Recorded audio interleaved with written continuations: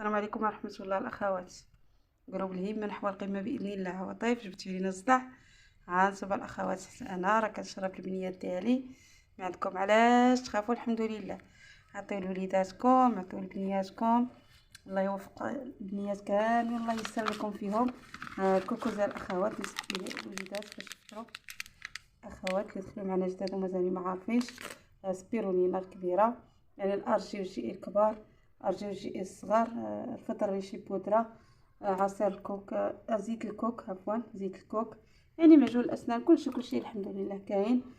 الحمد لله، الله يوفق الجميع حتى يوصل هذا الخير. القهوة ديالي بطبيعة الحال القهوة السوداء اللي مكنقدرش انايا نتخلى على هاد القهوة السوداء، الا ما كانتش عندي في الدار ما كاين عندي والو. الأخوات، المهم هاد القهوة ديالي ونلبسها كل صباح الحمد لله.